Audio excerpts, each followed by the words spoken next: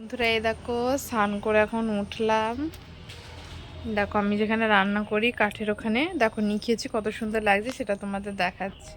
এই দেখো উনুন পার আমার খুব ভালো লাগে নিকাতে, জানো না, মানে পরিষ্কার রাখলে এই যে কাঠগুলো গুছিয়ে রেখেছি, কাজ করি তবে যখন সময় পাই না তখন বাড়ি এসে করি কি এগুলো গুছিয়ে নিই। তো কাঠগুলো এলোমেলো করা ছিল, তো এখানে গুছিয়ে রেখে দিয়েছিলাম, রান্নাঘরটা একটু ভালো করে পরিষ্কার করলাম। এবার আমার যেহেতু আমার হাতে কাজ করতে হয়, এবার ফোনে তো কাদা লেগে যাবে, এই কারণে ফোন দেখানো হয় না। তো এই দেখো উনুনটা তো এখন একটু হালকা ভিজে আছে, তো ওর জন্য এরকম লাগছে, যখন শুকিয়ে যাবে এত সুন্দর লাগবে কি বলবো। আমার তো খুব ভালো লাগে। আর এই যে এখানে এগুলো দেখতে পাচ্ছ, একটা বালতিতে ধরো গোবর থাকে, মাটি থাকে, ওই ব্যাগটার মধ্যে মাটি এনে রেখে দিয়েছি। কারণ আমি কি বলো তো নিজের কাজ নিজে পছন্দ করি, কারোর বাড়ি যাওয়া বা কারোর কাছ থেকে আনা এগুলো একদম পছন্দ, আমি ভোরবেলা এগুলো নিয়ে আসি।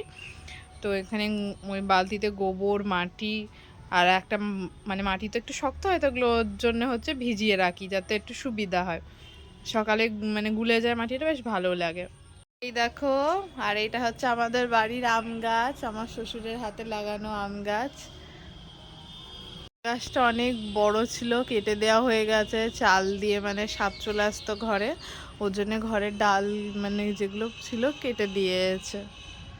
তো এই আম গাছের পাশে এই দেখো আম গাছ কত সুন্দর দেখো, এই আম গাছের পাশে এই দেখো রান্নাঘর। তো দেখো আমার রান্নাঘরটা কেমন গুছানো হয়েছে, তোমরা বলো কেমন এলোমেলো ছিল সেটা দেখানো হয়নি। তো আমি কাজ থেকে বাড়ি এসে গুছিয়েছি, মানে সুন্দর করে নিকালাম। তো টাটা বন্ধুরা।